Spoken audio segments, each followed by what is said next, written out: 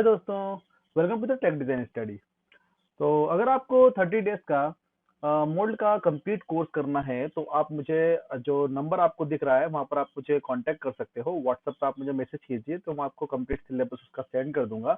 लेकिन अगर आपको प्लास्टिक मोल्ड डिजाइन का कोर्स करना है उससे पहले आपको एनएक्स यूनिग्राफिक्स का कोर्स आना चाहिए। बेसिकली आपको केड सॉफ्टवेयर का नॉलेज आपको होना चाहिए। तो अगर आप 15 दिन का कोर्स करना चाहते हो जो कि ऑनलाइन गूगल मीट पे मैं लाइव क्लासेस लूंगा, इसके बारे में और डिटेल में अगर आपको जानना है तो आप मुझे कांटेक्ट कर सकते हो व्हाट्सएप पे।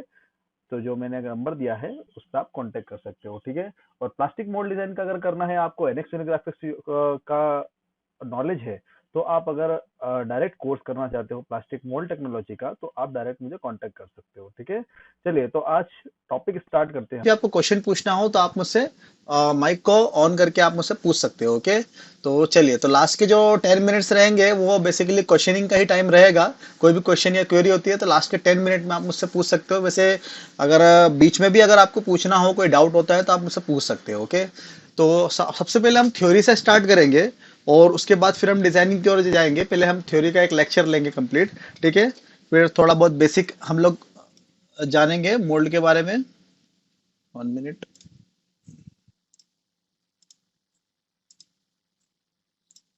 ठीक है, तो सबसे पहले हम लोग प्लास्टिक मटेरियल से स्टार्ट करते हैं। प्लास्टिक मटेरियल बेसिकली क्या होता है?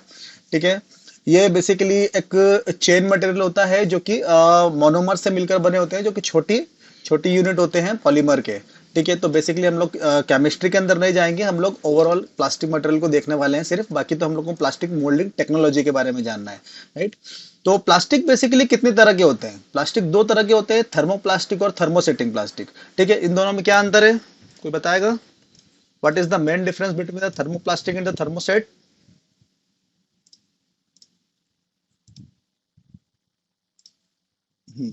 थर्मोप्लास्टिक को हम एक बार यूज करने के बाद फिर से उसको रिसाइकल कर सकते हैं, जबकि थर्मोसेट मटेरियल ऐसा मटेरियल होता है जिसको हम एक बार अगर मोल्डेड कर दिया, उसका अगर एक बार कंपोनेंट बना दिया तो फिर हम उसको फिर से रीयूज नहीं कर सकते। ठीक है, तो थर्मोप्लास्टिक और थर्मोसेट में बेसिक डिफरेंस यही होता है। ठीक है, तो मेन डिफरेंस थर्मोप्लास्टिक और थर्मोसेट में यही होता है। तो थर्मोप्लास्टिक आपको किचन वेयर के प्रोडक्ट में, हाउस होल्ड के प्रोडक्ट, ठीक है, जैसे जो कार का इंटीरियर वगैरह होता है, ऑटोमोबाइल में भी थर्मोप्लास्टिक का बेसिकली यूज किया जाता है। ठीक है, लेकिन थर्मोसेट जो मटेरियल है, थर्मोसेट मटेरियल हम लोगों को पहले इलेक्ट्रिकल अप्लायंस में यूज होते थे, जहां पर स्विच बोर्ड वगैरह पे। तो ये इस तरह के मटेरियल होते हैं जिसको मतलब एक बार अगर हमने मोल्डेड कर दिया, मोल्डेड पार्ट अगर उसका बना दिया, ठीक है, तो उसको हम फिर से रिसाइकल नहीं कर सकते। ठीक है, तो ये कुछ बेसिक इंफॉर्मेशन थी प्लास्टिक मटेरियल के बारे में। ठीक है, अब जानते हैं श्रिंकेज वैल्यू। अच्छा, बेसिकली श्रिंकेज वैल्यू क्या होता है?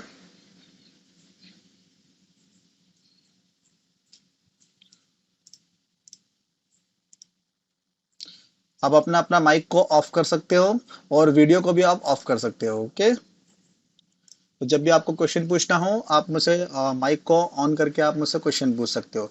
तो basically what is shrinkage value? Her material का एक श्रिंकेज वैल्यू होता है। जब भी आप किसी मटेरियल को गर्म करते हैं, हॉट कंडीशन में उसको लेके आते हैं, ठीक है, मेल्टिंग कंडीशन में जब होता है, तो उसको जब हम ठंडा करते हैं, ठंडा करने पर वो मटेरियल जो होता है वो श्रिंक होता है। ठीक है, तो हर एक मटेरियल का एक श्रिंकेज वैल्यू होता है। इवन अगर मैं एमएस मेटल की बात करूं, एल्यूमिनियम की बात करूं या फिर किसी दूसरे मेटल की बात करूं, तो उसका भी एक श्रिंकेज वैल्यू होता है। ठीक है, तो यहां पर हम लोग प्लास्टिक की बात कर रहे हैं, तो प्लास्टिक में भी एक श्रिंकेज वैल्यू होता है हर एक मटेरियल का, जो भी हम प्लास्टिक के मटेरियल की बात करेंगे। ठीक है, तो श्रिंकेज वैल्यू हमको प्लास्टिक कंपोनेंट में ऐड करना होता है। जो भी प्लास्टिक के कंपोनेंट का हम लोग यूज करते हैं मोल्ड बनाने के लिए, ठीक है, मोल्ड बनाने के लिए पहले हमारे पास प्लास्टिक का कंपोनेंट आएगा। ठीक है, तो प्लास्टिक के कंपोनेंट में हमको एक श्रिंकेज वैल्यू ऐड करना होती है, ठीक है, ताकि वो एक्चुअल डायमेंशन हमको वहां पर मिल सके। ठीक है, तो श्रिंकेज वैल्यू को हम लोग ऐड किससे करेंगे? वो करेंगे स्केल बॉडी से। ठीक है, बेसिकली हम क्या करेंगे, प्लास्टिक बॉडी को क्या करेंगे, स्केल करेंगे। ठीक है,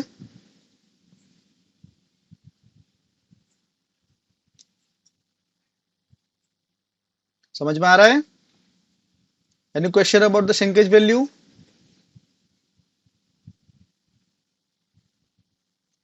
आवाज नहीं आ रही है, थोड़ा माइक पास में लेकर। हाँ बताइए, any doubt about the shrinkage value? बोलिए। हाँ जी, बताइए।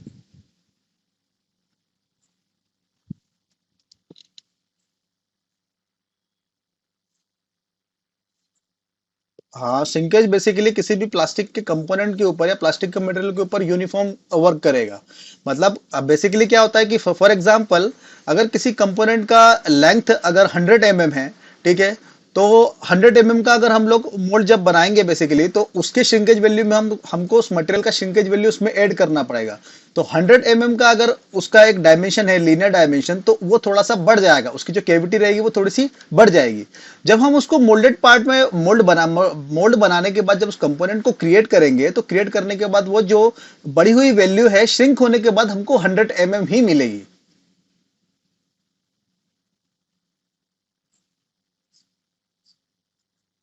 समझ में आया? तो बेसिकली आप किसी भी प्लास्टिक कंपोनेंट को जब आप मोल्ड बनाते हो। हाँ जी, बोलिए। आवाज आ रही है? देखो बेसिक हाँ, बेसिकली क्या होता है कि किसी भी प्लास्टिक मटेरियल हो या फिर कोई भी मटेरियल हो, अभी अगर हम लोग प्लास्टिक मटेरियल को कंसीडर करते हैं, राइट, तो प्लास्टिक मटेरियल के कोई भी डायमेंशन हो, अगर फॉर एग्जांपल मैं बात करूं 10 mm का डायमेंशन है कोई उसका लीनियर डायमेंशन, ठीक है, तो जब उसकी कैविटी को मैं किसी मोल्ड के अंदर काटूंगा या फिर उसको मैन्युफैक्चरिंग करूंगा, तो मैं उसको थोड़ा सा बड़ा बनाऊंगा। क्यों? क्योंकि जब उस कैविटी में वो प्लास्टिक फील होगा, फील होने के बाद जब वो ठंडा होगा, ठंडा होने के बाद वो कुछ सिकुड़ेगा, श्रिंक होगा, ठीक है, तो श्रिंक होने के बाद हमें वही वैल्यू मिलना चाहिए जो एक्चुअल हमने डिजाइन किया था। आप ये मान के चलो कि जो प्लास्टिक का जो मटेरियल होता है वो बेसिकली श्रिंक होता है, तो श्रिंक होगा, जितना श्रिंक होगा उतना वैल्यू हमको उस प्लास्टिक के मटेरियल में ऐड करना होगा, राइट, तो उसकी कैविटी और कोर जो रहेगा वो एक्चुअल डायमेंशन से बड़े होंगे, राइट। ठीक है, देखो श्रिंकेज वैल्यू को बेसिकली हम लोग काय से देते हैं, वो देते हैं स्केल बॉडी से। स्केल बॉडी का इस्तेमाल करते हैं हम लोग एनएक्स यूनिग्राफिक्स में, ठीक है। अगर मैं बोल रहा हूं, अगर श्रिंकेज वैल्यू को अगर हमको प्रोवाइड कराना है किसी प्लास्टिक कंपोनेंट के अंदर, इसका मतलब हमको क्या करना है, उस कंपोनेंट में स्केल करना है, उस कंपोनेंट को थोड़ा सा बढ़ाना है, तभी तो हम उसकी कोर और कैविटी निकालेंगे जो कि बढ़ी हुई कंडीशन में रहेगी, ठीक है। तो स्केल बॉडी का एक सिंपल सा फॉर्मूला होता है, वो होता है shrinkage divide by 100 plus 1। For example, ठीक है, अभी आप समझोगे इसको। देखो, इसको याद रखना, shrinkage divide by 100 bracket close plus 1, ठीक है। फॉर एग्जाम्पल, अगर मैंने किसी, फॉर एग्जाम्पल पीपी मटेरियल है, पीपी मतलब पॉलीप्रोपिलीन, पीपी मटेरियल के लिए मैंने श्रिंकेज वैल्यू लिया 2%, 2/100, ठीक है, जो भी वैल्यू मिला उसको हमने 1 में ऐड कर दिया, तो क्या हुआ 1.02। 1.02 हम कहां पर पुट अप करेंगे, स्केल बॉडी में। तो बेसिकली हम इसको कितने परसेंटेज से बढ़ा रहे हैं, 2% से, ओके।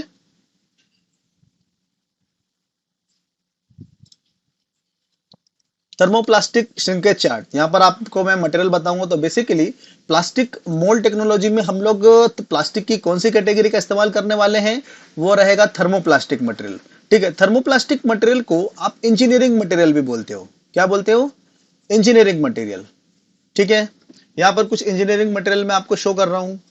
एबीएस, एबीएस, एबीएस मतलब एक्रोनाइट्राइल ब्यूटाडाइन स्टेरीन, इसके फुल फॉर्म से हमको अभी मतलब नहीं है, अभी आप ये मान के चलो एबीएस, ठीक है। पॉलीस्टेरीन, नायलॉन, एक्रेलिक, यहाँ पर ये पॉलीप्रोपिलीन दिख रहा है आपको, पीपी मटेरियल जो कि फूड ग्रेड मटेरियल होता है, ठीक है। तो यहाँ पर श्रिंकेज वैल्यू, किसी भी प्लास्टिक मटेरियल का श्रिंकेज वैल्यू अलग अलग मटेरियल के हिसाब से अलग अलग होता है, ठीक है। बेसिकली उसकी विस्कोसिटी के ऊपर, उसकी केमिकल प्रॉपर्टी के ऊपर डिपेंड करता है। तो हर प्लास्टिक मटेरियल के श्रिंकेज वैल्यू जो होगा वो अलग होगा, ठीक है। यहाँ पर दो वैल्यू दी है इस चार्ट में, एक हुआ परसेंटेज और एक एमएम में, ठीक है। अच्छा ये बताइए, एक एमएम में कितने माइक्रोन होते हैं? ठीक है, तो यहां पर आपको परसेंटेज में दिया है।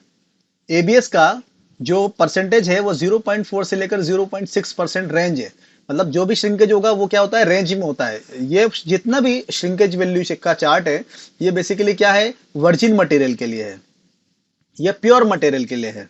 ओके, 0.4 से लेकर 0.6% तक, अगर परसेंटेज में बोलूं तो 0.4 से लेकर 0.6। ठीक है, तो माइक्रोन में कितना होगा, 4 माइक्रोन से लेकर 6 माइक्रोन। अगर मैं बात करूं 1 mm का 2% कितना हुआ, 1 mm का 2% कितना माइक्रोन हुआ, कितना माइक्रोन, माइक्रोन 20 माइक्रोन। ठीक है, तो यहां पर अगर मैं 0.4% लेता हूं तो कितना हो गया, 4 माइक्रोन। एमएम में कितना होगा, 0.004 mm। ओके, तो उसी तरह से हर मटेरियल के लिए अलग वैल्यू होगी। फॉर्म के लिए 1.5 से लेकर 2.5, बेसिकली हमको रेंज लेना पड़ती है, एक रेंज होती है।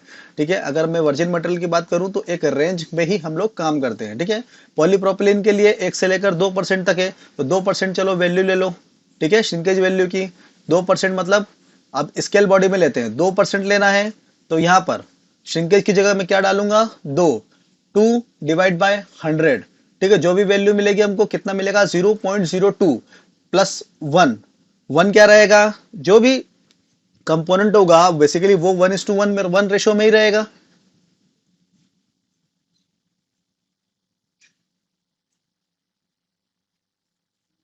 यस यस, मतलब बेसिकली उसका पूरा कंपोनेंट कंपोनेंट के कंप्लीट वॉल्यूम का हम 2% बढ़ा रहे हैं। कितना बढ़ा रहे हैं, 2%। राइट,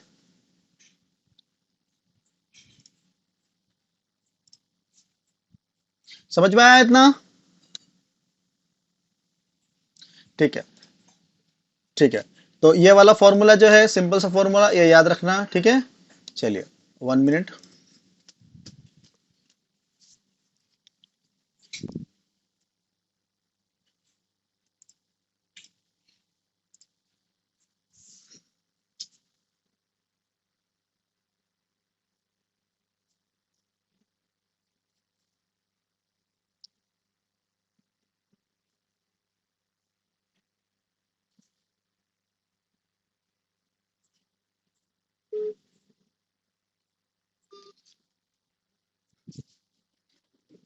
चलिए, आवाज आ रही है।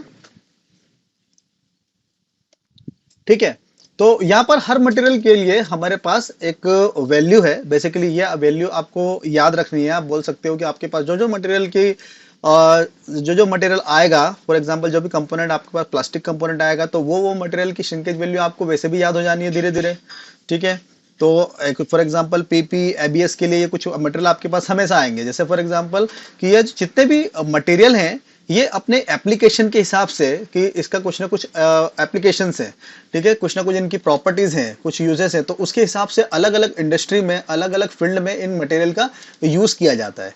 ठीक है, फॉर एग्जाम्पल पीपी मटेरियल और पॉम मटेरियल, चलो पॉम, पीपी और पीसी मटेरियल जो यूज होता है ये बेसिकली फूड ग्रेड मटेरियल है।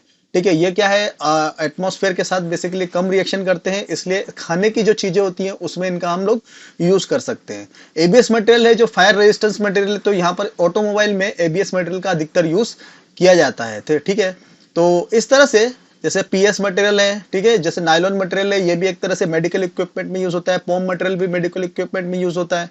ठीक है, तो इस तरह से अलग अलग इनकी,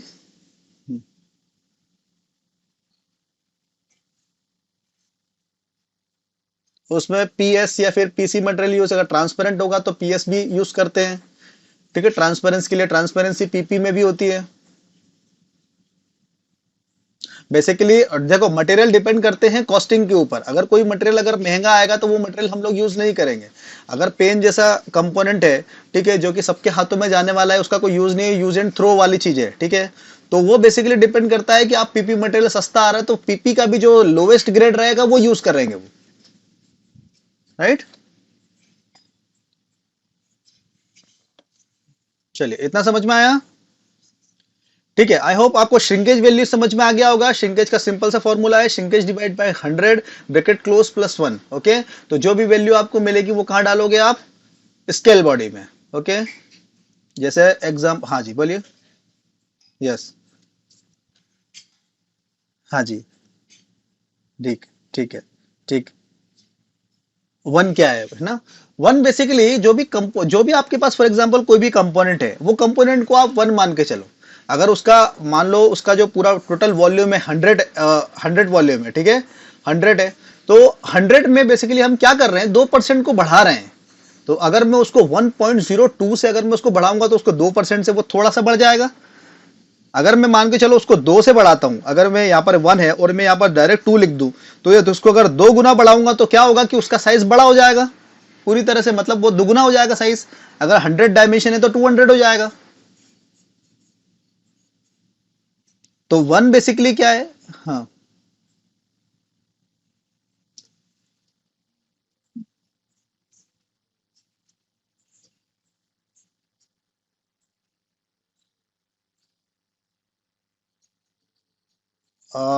समझा नहीं, क्या बोल रहे हो, एक बार फिर बोल रहा हूँ।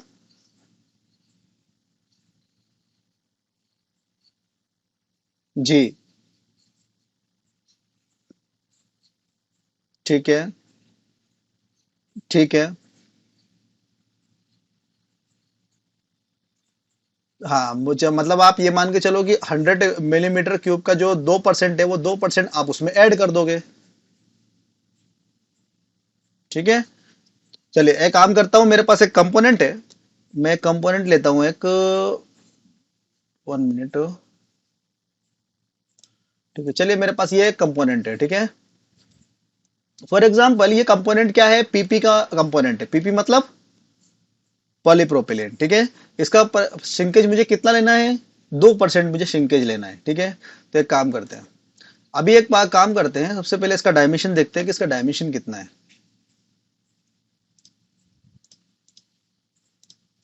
इसका आउटर डायमीटर कितना है देख लेते हैं, 65 का इसका डायमीटर है। कितना है, 65 इसका डायमीटर है, ठीक है। अच्छा चलो एक काम करता हूँ, मुझे अगर इसको स्केल करना है, मैं इसको 2 से स्केल कर देता हूँ। कितना कर दूं, 2। यूनिफॉर्मली कर देता हूँ और इसको कर देता हूँ ओके। अभी कितना था, 65 था डायमेंशन। एक काम करते हैं, ठीक है, अब देखते हैं इसका डायमेंशन कितना है। 130 हो गया। ठीक है, मतलब मैंने इसको क्या करा, 2 से मैंने इसको स्केल कर दिया। लेकिन अब मुझे इसको 2 से नहीं करना, 2 से तो बहुत ज्यादा बड़ा हो रहा है कंपोनेंट, ठीक है। तो मैं इसको क्या करता हूं, 2% से करता हूं, ठीक है। चलिए यहां पर काम करते हैं, 2 डिवाइड बाय 100, कितना आया, 0.02। किसमें प्लस करना है मुझे, 1 में प्लस करना है। कितना हो गया, 1.02, ठीक है। 1.02 से मैं इसको स्केल कर देता हूं, ओके। चलिए इसको मैं कॉपी करता हूं, यहाँ से जाते स्केल बॉडी पे क्लिक किया, ठीक है, यहाँ पर वैल्यू पुटअप कर देते हैं, इसको कर दिया ओके। देखो अब इसका डायमेंशन चेक करते हैं।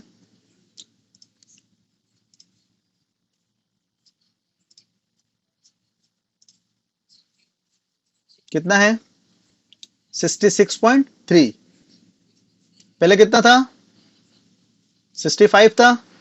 मैंने इसको 2% से बढ़ाया तो कितना हो गया, 66.30। ठीक है, तो बेसिकली ये वाली जो केविटी है, ये जो केविटी और कोर जो इससे बनेगा, इस कंपोनेंट से बनेगा, यही बेसिकली उसके मोल्ड के अंदर होगा, ठीक है। जी। जी ऑफ कोर्स। जी जी, मैंने यूनिफॉर्मली स्केल लिया है। ठीक है। ठीक है, समझ में आया इतना, ओके। चलिए। चलिए ठीक है, तो मेरे पास कुछ पॉइंट्स हैं। चलो पहले ये वाले, इसके ये समझ में आया, थर्मोप्लास्टिक श्रिंकेज चार्ट, ठीक है। इसमें हर एक मटेरियल के लिए है, आप आसान आराम से इसको पढ़ लेना कि कितना से कितना रेंज है, ठीक है। ऐसा जरूरी नहीं इसको रटना नहीं है, याद नहीं करना है उस तरह से। जब आपके पास कोई कंपोनेंट आता है, जब कस्टमर आपको बताएगा कि इसका मटेरियल ये है, तो वो खुद ब खुद आप इसमें से, हाँ बोलिए।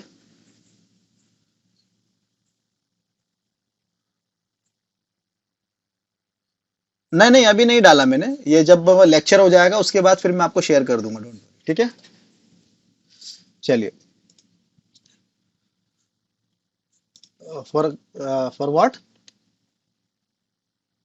हाँ, फूड के लिए पीपी, पीसी या पॉम। ठीक है, चलिए, यहाँ पर हमारे पास कुछ पॉइंट्स हैं। यहाँ पर required information for tool, for design a tool, ये कुछ इन्फॉर्मेशन है, रिक्वायर्ड इन्फॉर्मेशन है जो आपके पास होना ही चाहिए कस्टमर हैंड पे। ठीक है, तो पॉइंट वाइज हम समझते हैं कि कौन कौन सी इन्फॉर्मेशन है जो आपको चाहिए जब भी आप किसी प्लास्टिक के कंपोनेंट के लिए टूल डिजाइन करना स्टार्ट करते हो। ठीक है, तो ये कुछ इन्फॉर्मेशन जरूरी है आपके लिए। ठीक है, सबसे फर्स्ट पॉइंट है कंपोनेंट। ठीक है, कंपोनेंट। आपके पास जब भी कोई टूल डिजाइन करने के लिए आते हैं, कोई भी कस्टमर आपके पास आते हैं, तो 2D ड्राइंग या फिर उसका 3D मॉडल आपके पास होना चाहिए। अगर उनके पास 3D मॉडल नहीं है, वो आपको 3D मॉडल नहीं दे सकते, तो कम से कम 2D ड्राइंग देना चाहिए। 2D ड्राइंग अगर उनके पास नहीं है तो आपको ही बनाना है, या तो रिवर्स इंजीनियरिंग का कोई मॉडल होगा वो। ठीक है, तो XT में, स्टेप में या फिर IGS फॉर्मेट में आपके पास डाटा होना चाहिए। ठीक है, अगर नहीं है तो आपको क्रिएट करना पड़ेगा। क्रिएट करने के बाद आप उसका 3D बनाओगे, 3D बनाने के बाद उसका 2D ड्राइंग बनाओगे, मैन्युफैक्चरिंग ड्राइंग जिसको बोलते हैं, और कस्टमर से आपको उसको अप्रूव कराना पड़ेगा कि इसके डायमेंशन बिल्कुल सही है। ठीक है, तो यह है फर्स्ट पॉइंट। कोई कंफ्यूजन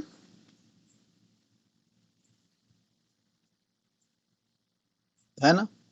ठीक है, तो कंपोनेंट तो सबसे पहले आपको चाहिए। जब कंपोनेंट आपके पास होगा तभी तो आप उसका मोल्ड बनाओगे, राइट? कितना केविटी बनाना है, सिंगल मल्टी केविटी जो भी है, पे कंपोनेंट के ऊपर डिपेंड करता है। ठीक है, चलिए, number of cavity customer hand पे आपको पता रहना चाहिए कि नंबर ऑफ केविटी आपको कितना चाहिए, लेकिन नंबर ऑफ केविटी डिपेंड करता है कि कितने टनेज की मशीन है। ठीक है, जो इंजेक्शन मोल्डिंग मशीन होती है उसके ऊपर डिपेंड करता है नंबर ऑफ केविटी कितना बन सकता है उसके अंदर, और मोल्ड की साइज के ऊपर डिपेंड करता है कितना नंबर ऑफ केविटी हम उसके ऊपर बना सकते हैं। ठीक है, बाकी कस्टमर भी डिसाइड करता है। कस्टमर बोलता है बोले कि मुझे सिर्फ 2 ही केविटी के लिए चाहिए, तो उनको 2 ही केविटी के लिए प्रोवाइड कराएंगे हम, भले ही बड़ा मोल्ड बना रहे हो। ठीक है, तो number of cavity customer hand पे हमको पता होना चाहिए। कंपोनेंट का मटेरियल प्लस श्रिंकेज वैल्यू। अब देखो, कंपोनेंट का मटेरियल हमको पता होना चाहिए। कभी ऐसा नहीं होना चाहिए कि कस्टमर ने हमको कंपोनेंट का मटेरियल कुछ और कहा था और वर्बली हमने उसको सुन लिया और उसके बाद फिर हमने वहां पर पुटअप कर दिया कोई भी मटेरियल। ठीक है, अगर कस्टमर ने पीसी मटेरियल बोला है और आपने वहां पर अगर पीपी ले लिया, ठीक है, तो वहां पर क्या होगा, श्रिंकेज चेंज हो जाएगा। क्या चेंज हो जाएगा? श्रिंकेज वैल्यू चेंज हो जाएगा। समझ में आया? तो आपको पहले डिफाइन कर लेना चाहिए कि कंपोनेंट मटेरियल वहां पर कौन सा है। जो देखो यहाँ पर, जब मैं अगर पीपी मटेरियल की बात करूं, ये रहा पीपी मटेरियल पॉलीप्रोपिलीन, इसके लिए श्रिंकेज कितना है? 1 से लेकर 2% तक। ठीक है, चलिए, उसके बाद पीसी मटेरियल के लिए कितना है? पॉलीकार्बोनेट, इसके लिए कितना है? 0.6 से लेकर 0.8%। अंतर है श्रिंकेज में। अगर आपने मटेरियल चेंज करा, मटेरियल अगर आपने चेंज कर दिया तो श्रिंकेज वैल्यू भी चेंज हो गया। अगर श्रिंकेज वैल्यू चेंज हो गया तो वहां पर उसके डायमेंशन भी चेंज हो जाएंगे, राइट?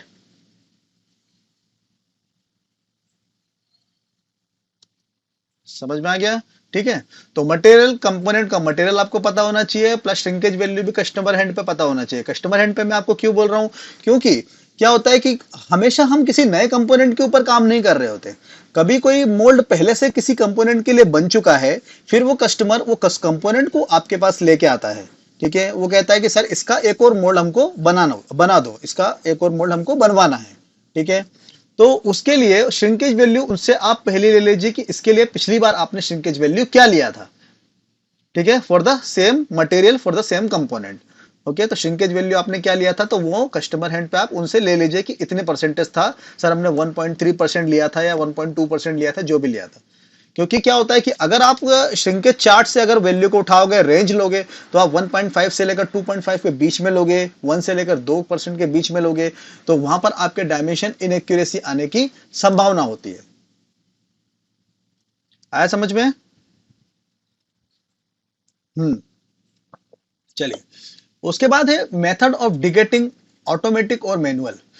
मेथड ऑफ डिगेटिंग मतलब क्या होता है, कंपोनेंट से किसी कंपोनेंट से जो वेस्ट मटेरियल होता है, जो स्प्रू होता है, गेट होता है, उससे डिगेटिंग करना, मतलब कंपोनेंट से उसको डिगेट करना। वो आप उसको ऑटोमेटिकली डिगेटिंग करना चाहते हो या फिर मैनुअली डिगेटिंग करना चाहते हो। ऑटोमेटिकली मतलब ताकि जो रनर और रनर गेट और जो कंपोनेंट वो अपने आप अलग हो जाए, या फिर आप उसको मैनुअली बनने के बाद उसको कैंची से हम लोग लेबर कॉस्ट से हम उसको कटवाना चाहते हैं। ठीक है, अगर वो डिगेटिंग, ऑटोमेटिक डिगेटिंग अगर हम लोग रखेंगे तो वो थोड़ा कॉस्टली पड़ेगा। मैनुअली रखेंगे तो वो सिंपल पड़ेगा। आया समझ में? हम्म।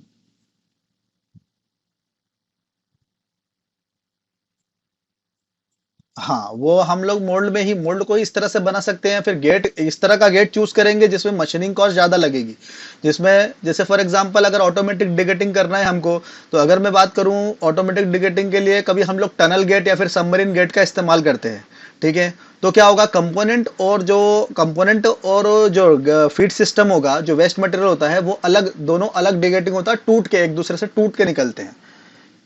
ठीक है, और मैनुअली में क्या होता है कि रनर गेट वगैरह सभी जितनी भी चीजें होती हैं वो सब एक दूसरे के साथ क्या होता है, कनेक्टेड होता है। 1 मिनट मैं बता देता हूं आपको।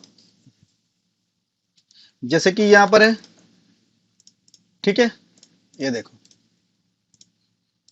यस।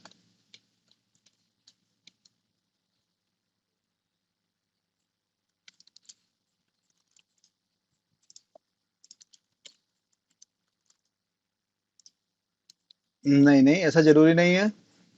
अगर मान के चलो उसके और क्या होता है कि यहाँ पर अगर आप ऑटोमेटिक डिगेटिंग कर रहे हो तो ऑटोमेटिक डिगेटिंग में कुछ ना कुछ तो ऐसा कुछ मैकेनिज्म लगेगा, ऐसा ऐसा कुछ ना कुछ तो चीजें लगेगी जिससे उसकी मोल्ड की कॉस्टिंग बढ़ेगी, तभी तो वो ऑटोमेटिक डिगेटिंग कहलाएगी। ठीक है, मैनुअल मतलब बिल्कुल एकदम सिंपल डिजाइन जिसमें हमको कुछ एक्स्ट्रा मेहनत नहीं करनी है, सिर्फ हमको स्लॉट काटने हैं, कोर और कैविटी काटनी है, रनर और गेट का वो काटने हैं। ठीक है, फ्लो, जो भी फ्लो वे होते हैं सिर्फ वो हमको उसके मैन्युफैक्चरिंग करने हैं। अगर ऑटोमेटिक कर रहे हो तो आपको उसके अंदर कुछ ना कुछ तो मैकेनिज्म लगेगा, या तो उसको 3 प्लेट मोल्ड बनाओगे आप, ठीक है, या तो आप उसको स्टीपर प्लेट मोल्ड बनाओगे, या फिर आप उसको और उसके अंदर टनल गेट बनाओगे या सबमरीन गेट बनाओगे, या फिर बनाना गेट का इस्तेमाल करोगे, तो उसमें मशीनिंग में दिक्कत आएगी। राइट, अगर मैं इस तरह से सिंपल सा गेट बनाता हूं, इसमें मुझे कोई प्रॉब्लम होगी क्या मैन्युफैक्चरिंग के दौरान? ये जैसे ये इसकी आपको ये दिख रहा है, देखो ये इसका कोर, ये फॉर एग्जांपल ये रहा, ठीक है, क्या इसके अंदर केविटी है, ठीक है, और ये डायरेक्ट मैंने रनर बना दिया, ये गेट बना दिया, इसमें कोई कॉम्प्लिकेशंस थे क्या? कोई कॉम्प्लिकेशंस नहीं थे। ठीक है, लेकिन अगर इसी को मैं चाहता हूं कि ये निकलते समय अपने आप टूट जाए, तो मैं क्या करूंगा, इसको निकलते समय अपने आप टूट जाए तो इसको यहां से नीचे से अंदर से गेट दूंगा, यहां पर गेट दूंगा इसका, इस तरह से सी टाइप में जाएगा नीचे। ठीक है, ताकि ये कंपोनेंट जब निकलेगा, ठीक है, जब ये कंपोनेंट निकलेगा तो ये अलग टूट जाएगा, ये अलग टूट जाएगा, तो इसकी कॉस्टिंग बढ़ जाएगी, क्योंकि उसको बनाओगे कैसे, मैन्युफैक्चरिंग कैसे करोगे उसको, राइट?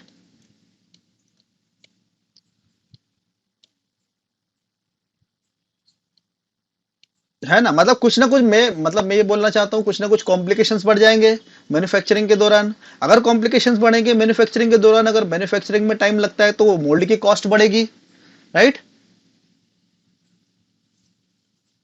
जी। तो है ना, तो मोल्ड के देखो टूल रूम बेसिकली क्या होता है कि जो मोल्ड मैन्युफैक्चरिंग कंपनी होती है, स्मॉल स्केल इंडस्ट्री हुई या फिर कंप्लीट एक बड़ी फर्म हुई, ठीक है, जो जो बड़े बड़े मोल्ड भी बना रही है, तो वहां पर एक चीज को ध्यान में रख के चलते हैं वो लोग, वो क्या होती है, कॉस्टिंग। अगर estimate costing bill of material अगर हमने किसी को दिया है कस्टमर को कि आपका मोल्ड 3 लाख में बन जाएगा, लेकिन हम लोग जो मेथड यूज कर रहे हैं या फिर हम लोग जो भी मैन्युफैक्चरिंग के लिए यूज कर रहे हैं, पता चले कि प्रॉफिट तो दूर, वो मोल्ड ही 3.5 लाख में बन रहा है, तो फिर क्या करोगे?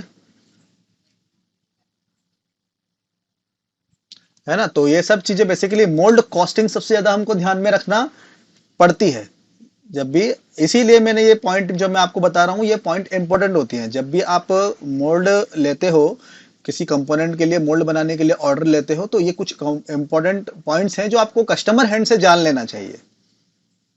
ठीक है, चलिए, अब है इंजेक्शन मोल्डिंग मशीन का tonnage data. Basically moulding machine जो है, 1 मिनट,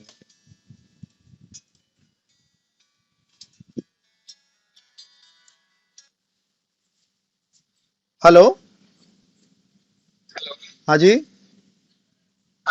हाँ जी, हाँ जी बोलिए। अभी लेक्चर के बाद एक काम करिएगा, मैं आपको रिकॉर्डिंग भेज दूंगा, लेक्चर के बाद आप वो कीजिएगा, लेक्चर चल रहा है अभी। लेक्चर चल रहा है, मैं आपको रिकॉर्डिंग सेंड कर दूंगा, don't worry, don't worry. Okay.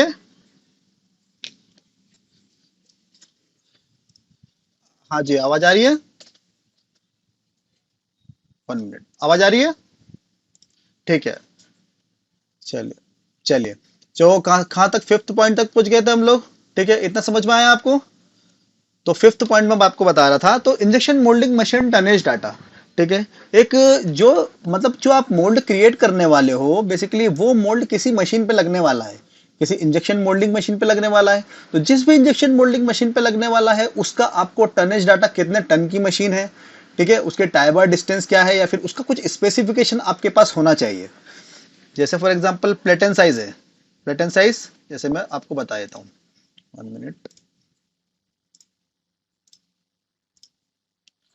चलिए, ये दिख रहा है आपको? ठीक है। तो ये जो आपको ग्रीन और ये जो पर्पल कलर का पोर्शन दिख रहा है, ये क्या है? मोल्ड है। ठीक है। ये जिस मशीन में लगा है उसको बोलते हैं इंजेक्शन मोल्डिंग मशीन। ठीक है। यहां पर देखो, इसमें थोड़ा सा क्लियर है। ठीक है। तो इसके बेसिकली 3 पार्ट होते हैं: mould clamp unit, die and mould unit, और इंजेक्शन यूनिट। ठीक है। ये जहां पर मोल्ड क्लैंप है, बेसिकली ये वाली कुछ इंफॉर्मेशन है जो आपके पास होनी चाहिए। ये है टाई बार डिस्टेंस। ठीक है। तो टाई बार डिस्टेंस के सेंटर में आपका मोल्ड लगेगा, जिससे आपके मोल्ड की लेंथ और विड्थ डिसाइड होगी। ठीक है। ओपनिंग और क्लोजिंग लिमिट, जो मशीन की जो प्लेटन है, फर्स्ट प्लेटन, सेकंड प्लेटन, इसको बोलेंगे, आप बोल सकते हो फिक्स्ड प्लेटन, इसको बोलते हैं मूविंग प्लेटन। ये दोनों प्लेटन जो मूव करती हैं, ठीक है, मूव करने पर इसकी कुछ क्लोजिंग और ओपनिंग लिमिट होती है। इसके ऊपर डिपेंड करती है मोल्ड की हाइट। क्या डिपेंड करती है? मोल्ड की हाइट। ठीक है। तो मशीन का बेसिकली हमारे पास कुछ स्पेसिफिकेशन होना चाहिए जिसके ऊपर वो मोल्ड लगने वाला है। इतना समझ में आया?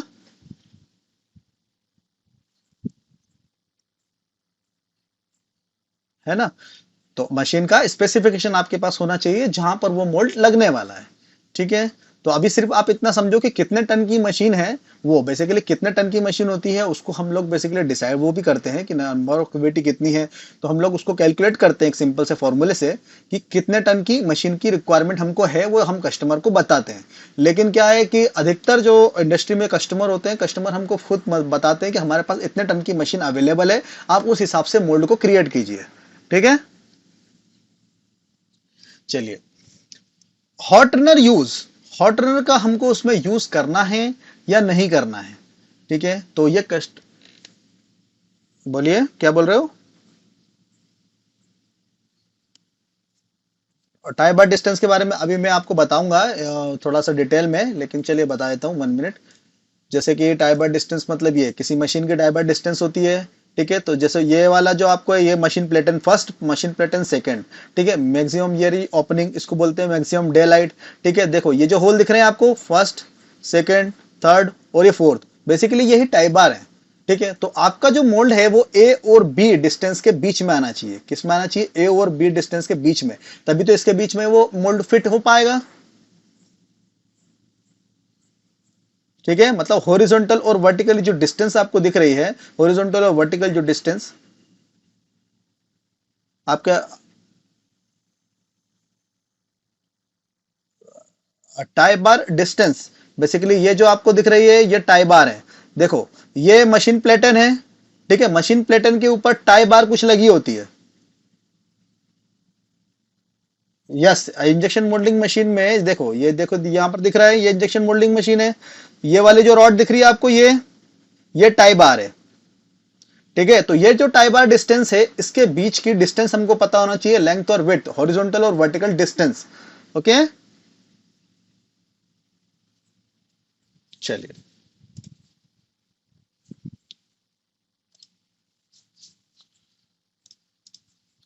चलिए 1 मिनट, इतना समझ में आएगा? ठीक है। Hot runner use, hot runner use, yes और नो। कस्टमर हैंड पे आपको ये पता होना चाहिए कि कस्टमर को हॉट रनर यूज करना है कि नहीं। वैसे तो वो खुद मतलब मेंशन कर देते हैं कि हॉट रनर हमको यूज करना है। ठीक है। तो हॉट रनर बेसिकली क्या होता है कि हॉट रनर से वेस्ट मटेरियल प्रोड्यूस नहीं होता। जो मैंने आपको अभी ये बताया था, जिसमें कंपोनेंट के साथ वेस्ट मटेरियल फीड सिस्टम था। फीड सिस्टम कौन सा? ये वाला। ये फीड सिस्टम दिख रहा है आपको, तो बेसिकली क्या है, ये वेस्ट मटेरियल है, ये वाला जो वापस से फिर से रिसाइकल होगा। ठीक है, लेकिन हमारा ये जो है ये मेन कंपोनेंट है, ये हमारा मेन कंपोनेंट है, ये वाला वेस्ट मटेरियल है, ये फीड सिस्टम है। ठीक है, तो फीड सिस्टम और गेट तक, यहां तक का जो पोर्शन है ये वेस्ट मटेरियल है। तो ये जो वेस्ट मटेरियल ये प्रोड्यूस नहीं होता हॉट रनर से। ठीक है, क्योंकि उसमें मटेरियल हॉट कंडीशन में रहता है। तो ठीक है, तो वो आपको यूज करना है कि नहीं, क्योंकि जो हॉट रनर मोल्ड होता है बेसिकली उसके लिए एक अलग मैनिफोल्ड बनता है। अलग मैनिफोल्ड मतलब उसके लिए एक हाउसिंग बनती है। और हॉट रनर खुद अपने आप में महंगा है, 15 से 20 हजार रुपए पर हॉट रनर की कॉस्ट होती है। अगर 2 केवीटी का बनाना है तो 2 ड्रॉप लगेंगे आपको वहां पर छोटे छोटे कंपोनेंट के लिए, तो 30 हजार 40 हजार आपका वैसे भी बढ़ जाना है। ठीक है। मश सॉरी।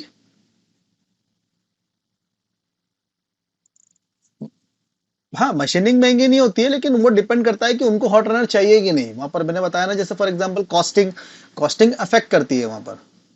कंपोनेंट के ऊपर डिपेंड करता है कि हॉट रनर यूज करना है कि नहीं। राइट। हाँ, वो देखो, हाउसिंग भी बनाओगे, उसके अंदर हाउसिंग बनाने के बाद उसका पूरा इलेक्ट्रिकल सर्किट आएगा, सब चीजें आएंगी। 30-40 हजार तो कम है, डिपेंड करता है कि एरिया वाइज अपन कहाँ पर है। अगर मैं राजकोट की बात करूं और दिल्ली से राजकोट की कंपैरिजन करूं, तो वहां पर मोल्ड की कॉस्ट में बहुत अंतर आता है। अगर कोई इंडस्ट्री में हो तो उसको समझता होगा वो चीज। सॉरी।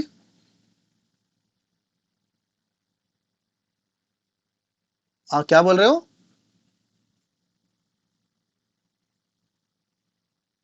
हाँ, इलेक्ट्रिकल सर्किट के बारे में बात नहीं कर रहे हैं हम हॉट रनर के बारे में बात कर रहे हैं। ठीक है, तो 6 पॉइंट समझ में आया? जी जी। हाँ, लगते हैं, सभी चीज लगती है उसके अंदर, बहुत सारी चीजें होती हैं। पूरा जिस तरह से एक हीटर होता है, एक हीटर होता है, उसी तरह से जैसे एक नाइक्रोम का वायर होता है, जैसे एक हीटर होता है, वो हीटर की तरह उसके अंदर पूरा मैनिफोल्ड लगता है, उसके अंदर पूरा उसका सेटअप होता है ना। चलिए, इतना समझ में आया?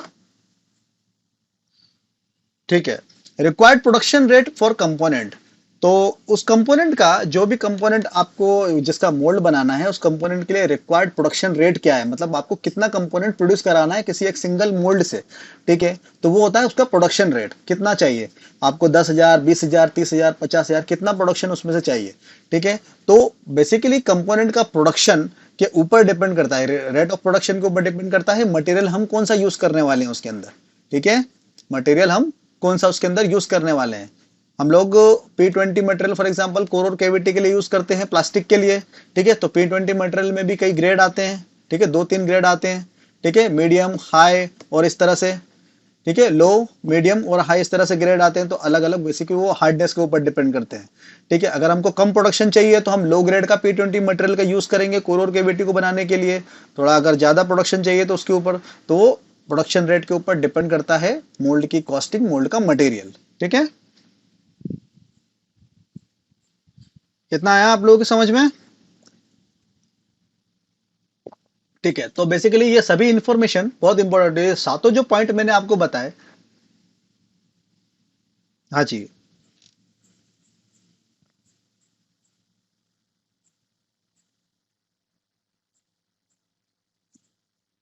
सिर्फ मटेरियल के इश्यू होता है, बाकी हार्डनेस है। अगर मान लो कि P20 मटेरियल, तो हार्डनेस तो 45 के ऊपर ही पहुंचेगी, तो आपको मशीनिंग तो वही लगेगी जो लगनी है।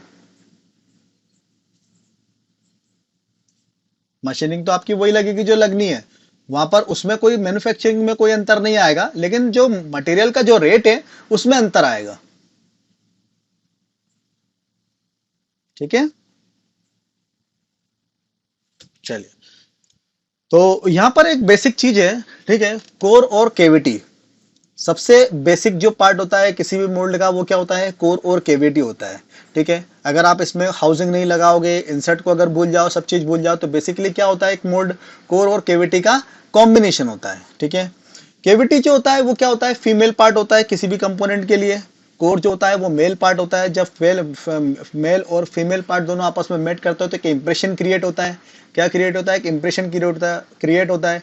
उस इंप्रेशन के अंदर ही हम लोग मटेरियल को फील करते हैं और हमारे पास एक डिजायर कंपोनेंट मिलता है हमको, जो कोर और कैविटी से कंप्लीट बनता है। ठीक है, तो कोर और कैविटी सबको समझ में आता है। कोर और कैविटी, इसमें एक थंब रूल ये है कि मान के चलो कि कोर वाला जो पोर्शन है, तो कोर वाले पोर्शन में आप किसी भी कंपोनेंट का, कोई भी कंपोनेंट का अगर आप मोल्ड बना रहे हो तो कोर पोर्शन में उसका मैक्सिमम पोर्शन होना चाहिए। कंपोनेंट का जो मैक्सिमम पोर्शन वो कोर में होना चाहिए। कहां होना चाहिए? कोर में होना चाहिए। मैक्सिमम मतलब कम से कम 65 to 70%, 65% कम से कम। ठीक है, उसका कारण क्या है? क्योंकि आपका जो कंपोनेंट है वो कोर से चिपकना चाहिए। अगर आपका कंपोनेंट अगर कोर से नहीं चिपकेगा, कंपोनेंट अगर कोर से नहीं चिपकेगा तो आप इजेक्ट किसको करोगे? अगर आपका कंपोनेंट अगर केविटी के साथ चिपक गया, केविटी के साथ अगर स्टक हो गया आपका कंपोनेंट, तो आप कैसे उसको वो करोगे? जैसे फॉर एग्जांपल यहां पर लेते हैं, ये देखो। ठीक है, अगर ये कंपोनेंट, येलो कंपोनेंट अगर इसके साथ चिपक जाता तो आपको इसको मैनुअली निकालना पड़ता। ये वाला इजेक्शन प्रोसेस का तो इस्तेमाल ही नहीं होता।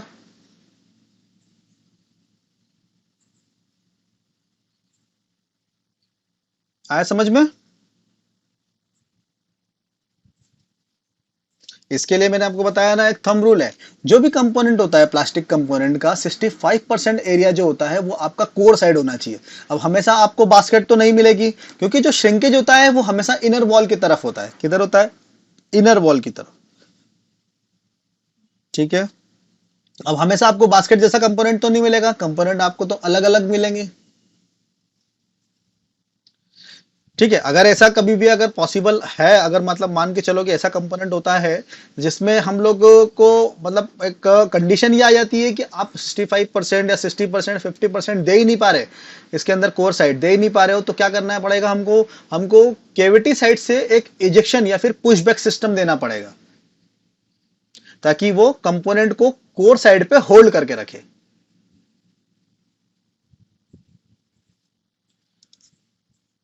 आया समझ में?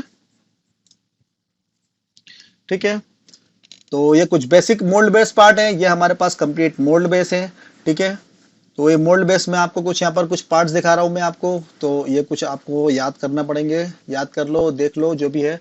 टॉप प्लेट, ठीक है, बॉटम प्लेट। टॉप प्लेट और बॉटम प्लेट दोनों एक ही साइज के होते हैं। ठीक है, कोर प्लेट, केविटी प्लेट। ठीक है, यहाँ पर ए प्लेट जो दिख रही है आप इसको मान लो केविटी प्लेट। ठीक है, बी प्लेट जो दिख रही है वो कोर प्लेट। उसके बाद बीच में एक स्टीपर प्लेट का भी हम लोग यहाँ पर यूज कर रहे हैं। ठीक है, उसके बाद ये back plate, core back plate जो ब्लू कलर की दिखी है, कोर बैक प्लेट। ये है स्पेसर ब्लॉक। ठीक है, ejector plate, ejector back plate. Ejector plate और इजेक्टर बैक प्लेट रिस्पॉन्सिबल होती है किसी भी कंपोनेंट को इजेक्ट करने के लिए फ्रॉम द मोल्ड। ठीक है, जब प्रोसेस कंप्लीट हो जाती है, मोल्ड प्लास्टिक कंपोनेंट बन के तैयार हो जाता है, ठंडा हो जाता है, तो इजेक्टर ग्रिड जो होती है इजेक्टर प्लेट और इजेक्टर बैक प्लेट का कॉम्बिनेशन, ठीक है, ये इससे इजेक्टर पिन कनेक्टेड होती है और ये फोर्स लगाता है आगे की तरफ और कंपोनेंट को इजेक्ट कर देता है। ठीक है, जिस तरह से यहां पर आपको दिख रहा है, ये देखो, ये क्या है? इजेक्टर ग्रिड व्हाइट कलर की। ठीक है, ये कंपोनेंट को इजेक्ट कर देगा।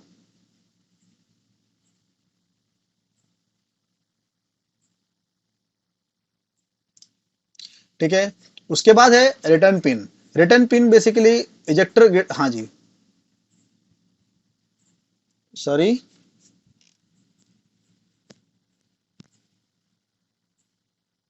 यहां पर जो ए प्लेट दिख रही है, ए प्लेट और बी प्लेट, ये केविटी प्लेट है, ये कोर प्लेट है।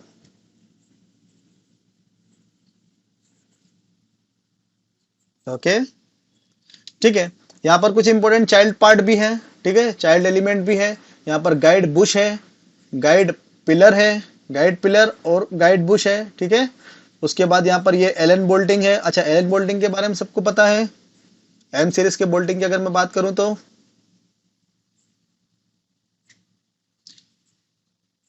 ठीक है, कोई बात नहीं, नहीं पता है तो बीच में हम लोग बात करेंगे, डिजाइन करते करते बात करेंगे तो आपको समझ में आएगी चीजें। ओके, ठीक है, तो इतना चीज समझ में आई। टॉप प्लेट, बॉटम प्लेट, ठीक है, ये ए प्लेट जो है वो केविटी प्लेट मेंशन कर रहा हूं मैं यहाँ पर, और उसके बाद येलो वाली जो बी प्लेट है इसको मैं कोर प्लेट, ठीक है।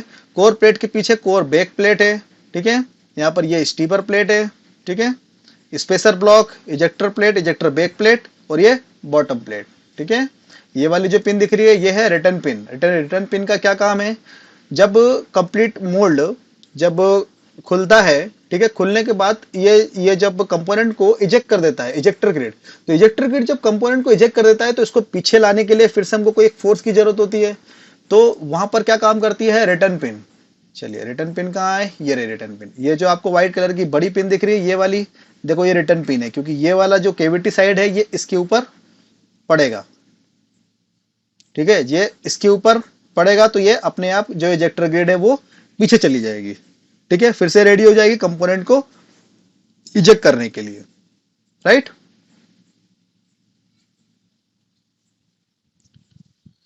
ठीक है, आई होप आपको इतना समझ में आया होगा, इसमें कोई प्रॉब्लम नहीं आई होगी। हाँ जी, बोलिए।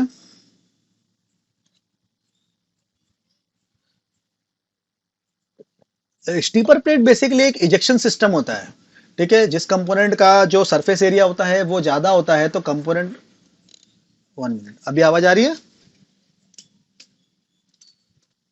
किसी कंपोनेंट का जो सरफेस एरिया होता है वो ज्यादा होता है तो basically stripper plate mechanism, stripper plate क्या है, एक इजेक्शन सिस्टम के लिए तरह यूज करते हैं हम लोग, ठीक है। तो एक कंप्लीट प्लेट का ही इस्तेमाल करते हैं डायरेक्ट किसी कंपोनेंट को इजेक्ट करने के लिए, उसको बोलते हैं स्टीपर प्लेट इजेक्शन। एक अलग से एक प्लेट को ही हमने बीच में लगा दिया है, ठीक है। गाइड पिलर क्या है, गाइड पिलर और गाइड बुश का यूज होता है मोल्ड के अलाइनमेंट के लिए, बताता हूं। यहाँ पर आपको मोल्ड दिख रहा है, ठीक है, तो ये मोल्ड है। अब यहाँ पर गाइड पिलर और गाइड बुश यहाँ पर दिखाया नहीं गया, लेकिन यहाँ पर गाइड पिलर और एक गाइड बुश होगा, जो गाइड पिलर गाइड बुश के अंदर जाएगा तो इससे क्या होगा, इसको एक प्रॉपर अलाइनमेंट मिलेगा for the proper alignment of the core and cavity. क्या मिलेगा, दोनों का अलाइनमेंट मिलेगा ताकि दोनों मिसमैच ना हो, जो कोर का पोर्शन है, इंप्रेशन है, जो केविटी का इंप्रेशन है, केविटी और कोर का जो इंप्रेशन आपस में मिसमैच ना हो, उस मिसमैच से बचाने के लिए हम लोग गाइड प्लेयर और गाइड बुश का इस्तेमाल करते हैं। आया समझ में, मिसमैच समझ में आया कि मिसमैच ना हो मतलब क्या, ठीक है। अभी कुछ हम लोग आगे भी पढ़ेंगे, डिफेक्ट भी पढ़ेंगे, अभी आप ये सारी चीज मान के चलो कि for the proper alignment of the fixed half and the moving half of the mould, ठीक है, we use the guide pillar and guide bush, okay. तो प्रॉपर अलाइनमेंट के लिए यूज करते हैं, फिक्स्ड हाफ और मूविंग हाफ के लिए, ठीक है। चलिए, इंजेक्शन मोल्डिंग मशीन के बारे में कुछ इंफॉर्मेशन है जो आपको पता होना चाहिए, जो इंपॉर्टेंट है, ठीक है। देखो, सबसे पहले टनेज ऑफ मशीन, मशीन कितने टन की है, कितने टन की मशीन, मतलब आप बेसिकली इसको बोल सकते हो कि बेसिकली इसका क्लैंपिंग फोर्स क्या है, कितने टन का क्लैंपिंग फोर्स है, ठीक है। 50 टन का है, 100 टन का है, 150, 200 टन का, कितने टन की मशीन है, ठीक है। तो बेसिकली जब हमारे पास कंपोनेंट आता है और उसका कुछ लेंथ और विड्थ हम लोग देखते हैं, उसका जो पेरीमीटर वगैरह देखते हैं, उससे हम लोग इसको कैलकुलेट कर लेते हैं कि कितने टन की मशीन रिक्वायर्ड है फॉर ये कंपोनेंट निकालने के लिए, ये कंपोनेंट बनाने के लिए, ठीक है। शॉर्ट कैपेसिटी, शॉर्ट कैपेसिटी क्या होता है, हाँ जी, बोलिए।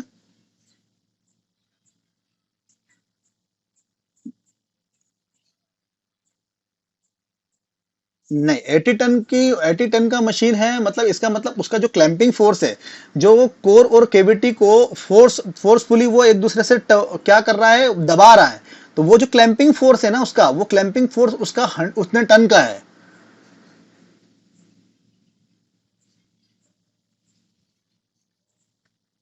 मतलब टन को यहाँ पर अगर डिफाइन करते हैं तो हम लोग क्लैंपिंग फोर्स से डिफाइन करते हैं, मतलब 1 मिनट, जैसे कि देखो,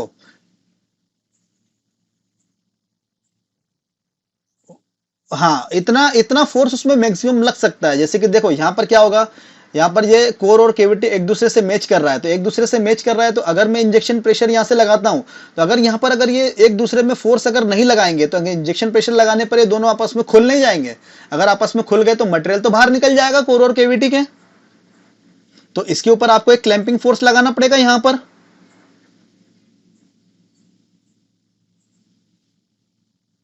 आया समझ में, हाइड्रोलिक या फिर न्यूमेटिक जो ऑपरेटेड होता है, ठीक है, वहां पर आपको क्लैंपिंग फोर्स लगाना पड़ेगा। ठीक है, तो यहाँ पर जो क्लैंपिंग फोर्स रहेगा वो इंजेक्शन प्रेशर जो रहेगा, इंजेक्शन प्रेशर यहाँ पर कम रहेगा, क्लैंपिंग फोर्स आपका ज्यादा होगा, तभी तो ये आपस में सही से क्लैंप होगा और उसके बाद ये मटेरियल इसके अंदर पूरी सही तरीके से भराएगा। तो वही जो क्लैंपिंग फोर्स है वो उसी के बारे में बोला जाता है। ठीक है, तो वो आप ये याद रखो, टनेज ऑफ मशीन। आप हाँ जी बोलिए।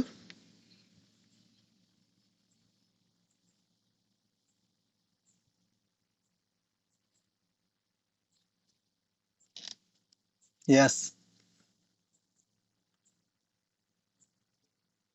लगा सकते हैं ऑफ कोर्स।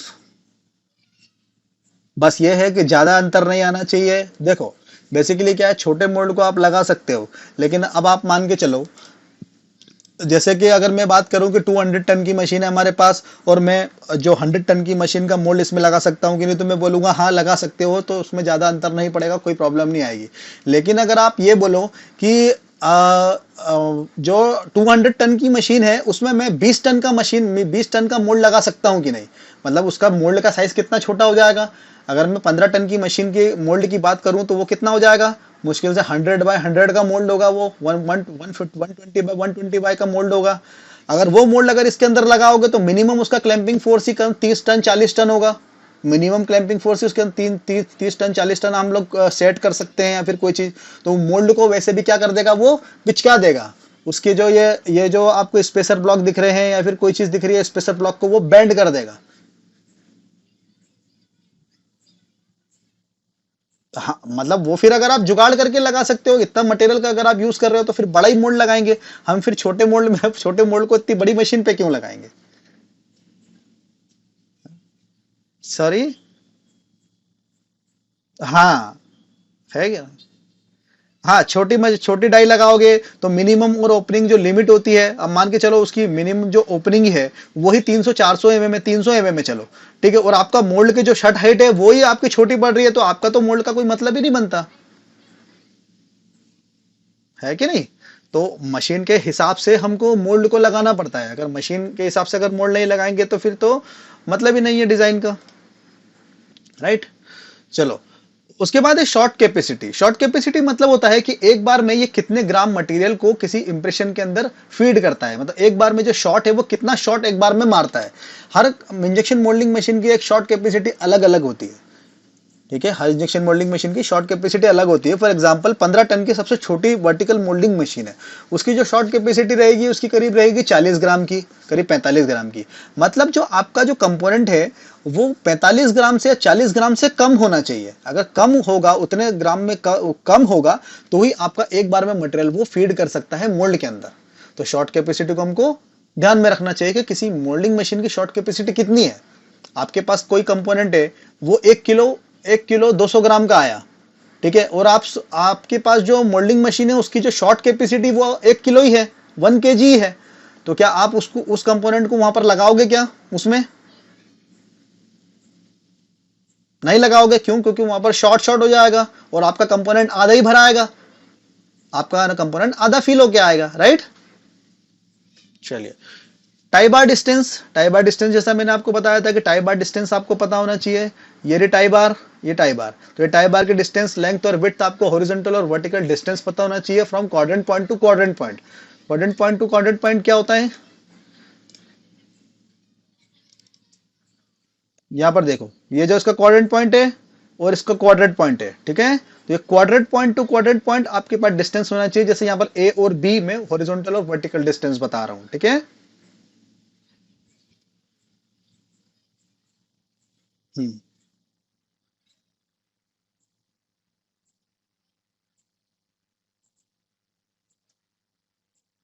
बी साइड से बड़ा हो सकता है, यहां से यहां तक ले सकते हो आप इसको, तभी तो हम इसमें सिलेंडर वगैरह और स्लाइडर वगैरह लगा लेते हैं,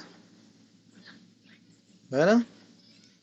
मतलब आपका ये, मैं आपको मोल्ड बेस स्टैंडर्ड के हिसाब से बता रहा हूँ कि स्क्वायर फॉर्म में अगर आपको लेना है तो इतना रहना है कि आपको डिस्टेंस तो पता होना चाहिए। मैंने ये नहीं बोला कि यहाँ से आगे नहीं निकल सकता, अगर लेंथ अगर विड्थ अगर कम हो हुई तो लेंथ में तो आगे निकाल सकते हो, कोई प्रॉब्लम नहीं है ना।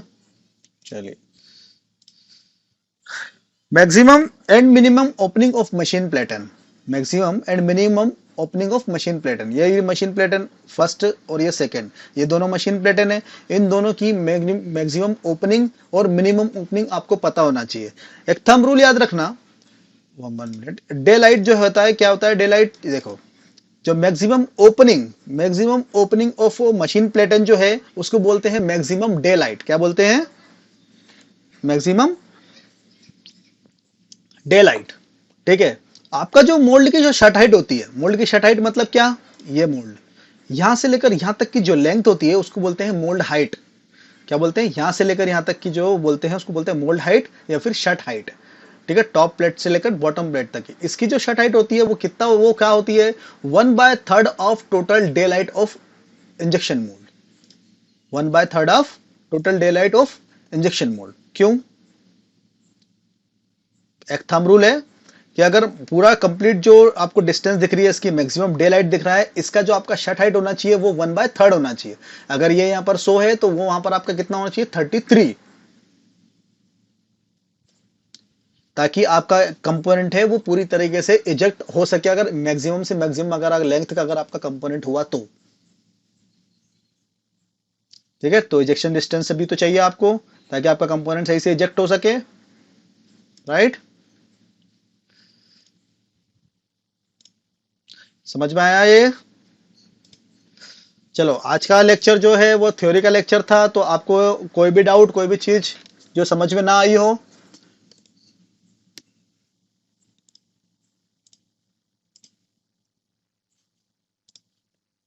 Maximum and minimum opening of machine प्लेटन।